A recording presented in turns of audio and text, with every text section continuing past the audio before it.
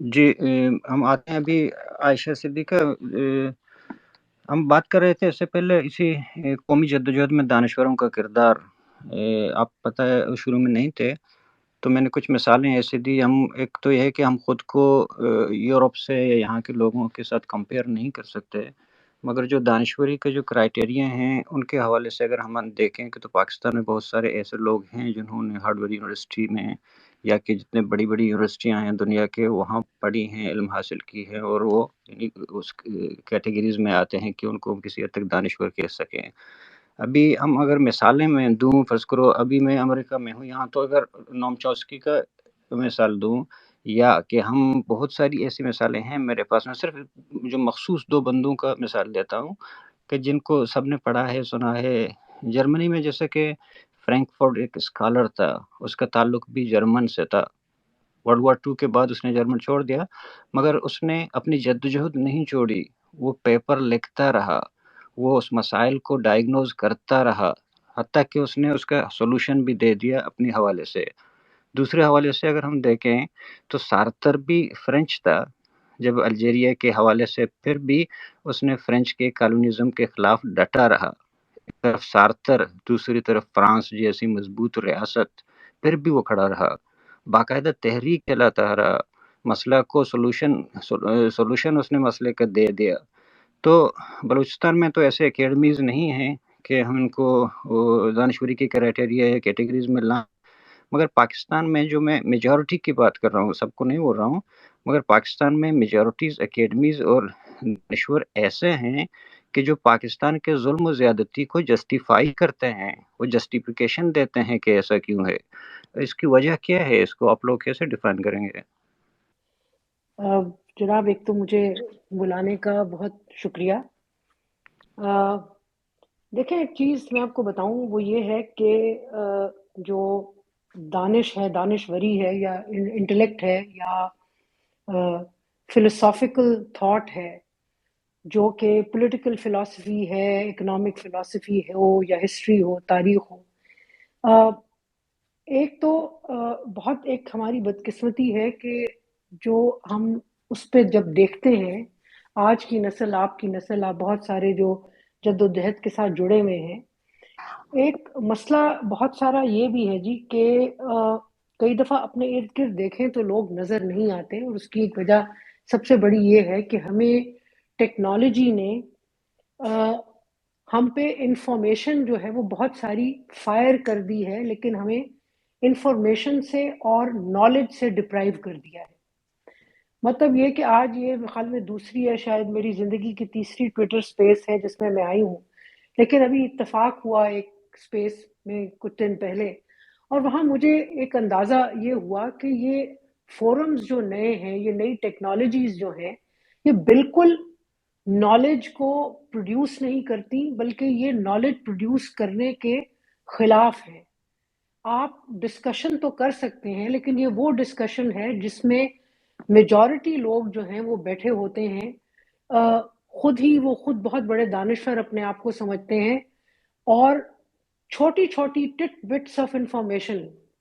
مطلب یہ کہ ادھر ٹویٹ، ادھر ٹویٹ، یہ فیس بک، یہاں سے چیزیں کلیکٹ کر کے جوڑتے ہیں، اور اس سے یہ پھر ایک نئی سمجھے ایک نالج کو جنم دیتے ہیں جو کہ بالکل لیک آف نالج پہ بیس ہے۔ اچھا، اس میں مسئلہ یہ ہے کہ سچویشن میں یہ لگتا یہ ہے کہ جی لوگوں نے بات نہیں کی، لوگ کر نہیں رہے، اور جو فلسفی ہے کسی چیز کی، جو ایک موومنٹ کو آگے بڑھانے کے لیے جو ایک ڈیپر تھنکنگ ہے، وہ نہیں پروڈیوس ہو رہی۔ ایک تو میں آپ کو یہ شروع سے میں چاہ رہی ہوں کہ میں ایک شروع سے جسے کہتے ہیں نا کہ ایک کیویاٹ سے میں شروع کروں، ایک بات سے کہ بھائی ایک آج کل کی جو زمانہ ہے اس کا مسئلہ ایک یہ ہے۔ دوسرا یہ ہے جی کہ اگر آپ دیکھیں، اور اگین اس میں یہ ہے کہ ہماری شاید کچھ اپنی نالائکی بھی اس میں شامل ہوتی ہے۔ پاکستان اگر آپ پورا اٹھا کے دیکھ لیں، میں بلوچستان کی بات، بلوچستان میں بھی لوگ ہیں کہ آپ کے یہاں شاہ محمد مری جیسے لوگ بھی ہیں جو کہ جنہوں نے جو ہے لکھا ہے، پروڈیوس کیا ہے، اور ان کی ایک نالج جو ہے وہ کریٹ کی ہے بلوچستان کے بارے میں، بلوچستان کے فگرز کے بارے میں، اور میرے خیال میں ان کو لا کے ان سے بات کروانا جو ہے وہ بہت ضروری ہے۔ ہم ایک ایسی ایج میں اس سے جا رہے ہیں جس میں لوگ پڑھتے کم ہیں، مطلب کہ اب تو پڑھنے کی اتنی لوگوں کی میں تھکاوٹ آ گئی ہے کہ لوگ اب ٹویٹر سے باہر نکلتے ہی نہیں ہیں۔ سو اس کا مسئلہ ہے۔ لیکن اگر آپ لارجر آپ پاکستان کو دیکھیں تو میرے خیال میں 80 کی جو دہائی ہے، 70s کی اور 80s کی، جس میں اچھا جو لٹریچر تھا وہ پروڈیوس ہوا، جس نے جو ہے فیڈ کیا مختلف تھنکنگ کو، مختلف جو سٹرگلز تھیں ان کو بھی فیڈ کیا۔ بڑے بڑے نام ہیں، فیروز احمد ہیں، حمزہ علوی ہیں، اعجاز احمد ہیں، بلکہ پھر اعجاز احمد جو تھے ان پہ تو اتنا پریشر آیا اور بہت انہوں نے زبردست سوشیولوجسٹ کہ ان کو ملک چھوڑنا پڑا، اور پھر وہ ملک چھوڑ کے ہندوستان چلے گئے۔ سو بات یہ ہے کہ جہاں اچھا، لیکن ایک تیسری بات جو کہ میرے خیال میں جس میں بالکل ایک سچائی ہے، میں اگر یہ کہوں کہ جو دانشور ہیں پاکستان کے اس وقت، وہ بالکل جو ہیں وہ ڈرتے نہیں ہیں، اور وہ بالکل سچے اس سے پروڈیوس کر رہے ہیں، تو بالکل میں سمجھتی ہوں میں جھوٹ بول رہی ہوں گی، ایسی بات نہیں ہے۔ ریاست نے دیکھیں، میں جوان ہوئی یا جوان جب ہو رہی تھی، ضیاء الحق کا پیریڈ تھا، ضیاء الحق کا زمانہ تھا، اور ضیاء الحق کا وہ زمانہ تھا جس میں آہستہ آہستہ مطلب کہ لاہور کا شہر، جہاں میں نے تعلیم حاصل کی، وہاں میں نے دیکھا کہ وہ شہر جو ہے اگلے 20-30 سالوں میں کتنا تبدیل ہوا، کہ پہلے جو دانشور تھے وہاں وہ ایک پوزیشن لیتے تھے، ڈیئرنگ تھے، اور وہ ڈٹ کے کم از کم کھڑے ہوتے تھے، مقابلہ کرتے تھے، آنکھوں میں آنکھیں ڈال کے، سارے نہ کریں لیکن ایسے لوگ تھے جو کہ مقابلہ کرتے تھے، بات کرتے تھے، اور آنکھوں میں آنکھیں ڈال کے بات بھی کرتے تھے۔ مجھے اچھی طرح یاد ہے کہ ایک میں مثال مثلاً آپ کو دوں گی کہ جب بھٹو، ذوالفقار علی بھٹو کا کیس ہوا، اور جس میں اعجاز بٹالوی ایک رائٹر تھے، شارٹ سٹوری رائٹر تھے، وہ پروسیکیوشن کے لائر بنے بھٹو کے خلاف، تو پورے لاہور کے ادیبوں اور شاعروں نے ان کا بائیکاٹ کیا تھا، ان کو کھانوں پہ کوئی نہیں بلاتا تھا، انہیں اپنے گھر میں کوئی مدعو نہیں کرتا تھا۔ تو یہ ایک، میں کہ سمجھتی ہوں کہ ایک انٹلیکچوئل جد و جہد کی کیپیسٹی تھی، جو کہ پھر اگلی 2-3 دہائیوں میں ضیاء کی حکومت میں بالکل آہستہ آہستہ زائل ہونا شروع ہوئی۔ پلاٹوں کی لالچ، نوکریوں کی لالچ، گاڑیوں کے پرمٹ کی لالچ، کبھی اٹھائے جانے کا خوف، یہ بہت ساری، اور بات یہ ہے کہ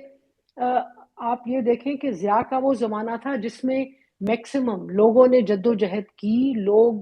اٹھائے گئے، لوگوں کو کوڑے پڑے، استاد جو تھے کا اثر و رسوخ نہیں تھا، لیکن مزید ریاست اور ریاستی ادارے جو تھے آپ کی تعلیمی اداروں میں اور یونیورسٹیز میں گھسنا شروع ہوئے، اور اتنا گھسے، اس حد تک گھسے کہ آج کی یونیورسٹی جو ہے وہ پہچانی نہیں جاتی۔ اس میں جو چیز پڑھائی جاتی ہے اس میں آپ کو جد و جہد کا، اس میں آپ کو جو تاریخ پڑھائی جاتی ہے اس میں جھوٹ بولا جاتا ہے، جو سیاست پڑھائی جاتی ہے اس میں آپ کو ٹیم کیا جاتا ہے، آپ کی اڑنے کی، پرواز کرنے کی اور سوال کرنے کی جو طاقت ہے وہ آپ سے چھین لی جاتی ہے۔ آپ کو یہ وہ یونیورسٹیز ہیں جو کہ آپ کو آہستہ آہستہ اے پولیٹیکل کر رہی ہیں۔ سو اس سارے مطلب کہ ضیاء الحق کے پیریڈ سے یہ ایک پروسیس ہے جو کہ شروع ہوا، اور اگر آپ یہ سوال کر رہے ہیں کہ آج کے اس حالات میں پاکستان جو ہے اس کے دانشور جو ہیں وہ بالکل گھٹنا ٹیکتے ہیں ریاست کے سامنے، تو جواب ہے بالکل۔ جہاں کوشش کرتے ہیں، مطلب کہ آپ کو کے سامنے یہ بات ہے کہ جب لمز میں Lahore university of management sciences میں بلوچستان پہ سیمینار کرنے کی کوشش کی، تو بھیجا گیا، پیغام بھیجا گیا، ختم کر دیا گیا۔ سو اب ریاست جو ہے وہ اتنی زیادہ ٹیکنالوجی کے تھرو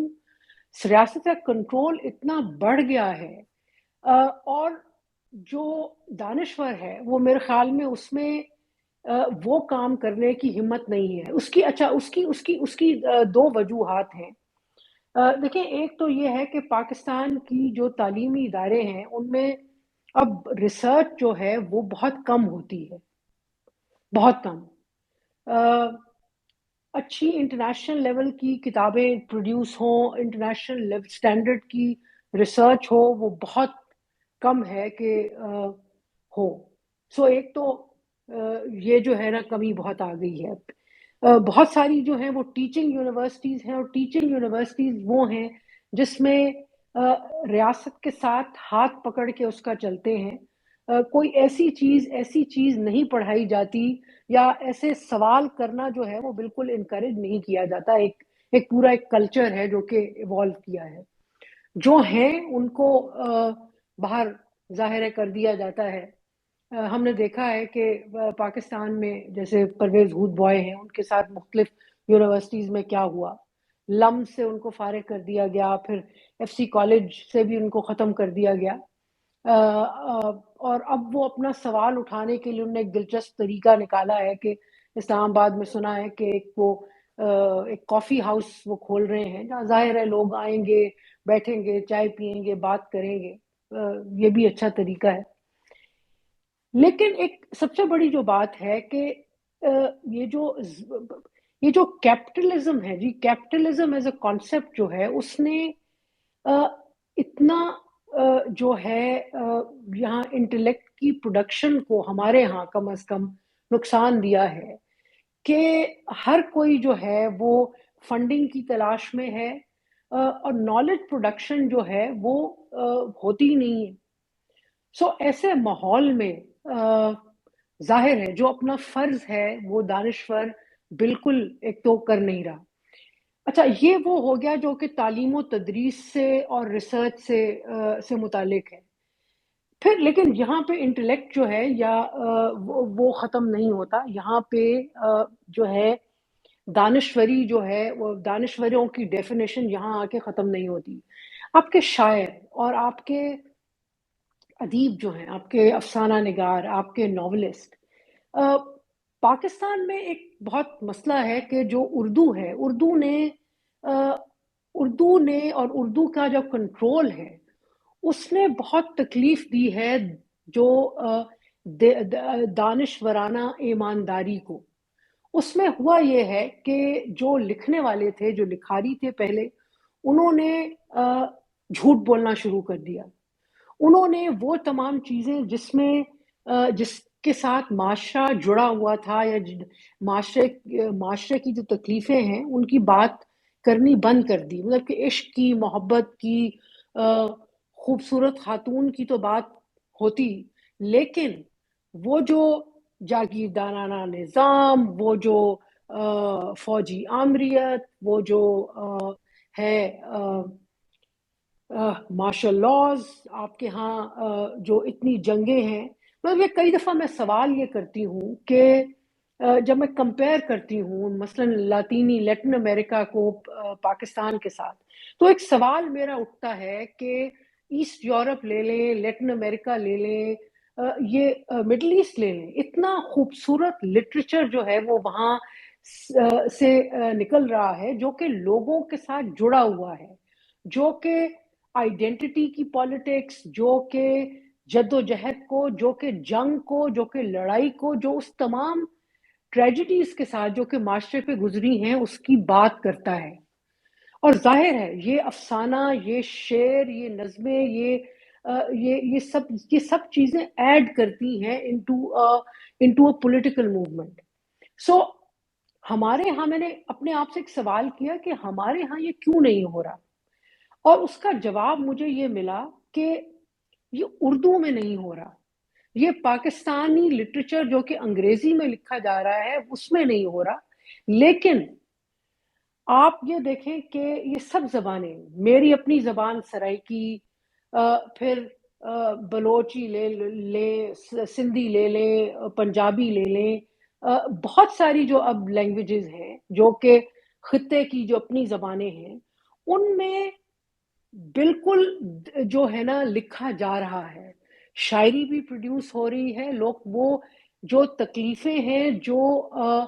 جو آمریت ہے، جو کہ ظلم سہا ہے لوگوں نے، وہ بالکل بیان کیا جا رہا ہے. اور میرے خیال میں جب ہم دانشوروں کی کنٹریبیوشن کی بات کرتے ہیں تو وہ جو لٹریچر ہے اس کو اگنور کرنا جو ہے وہ بہت زیادتی ہے. اس کی طرف کئی دفعہ یہ ہوتا ہے کہ جب آمریت جو ہے وہ مشکل کر دیتی ہے بات کرنا،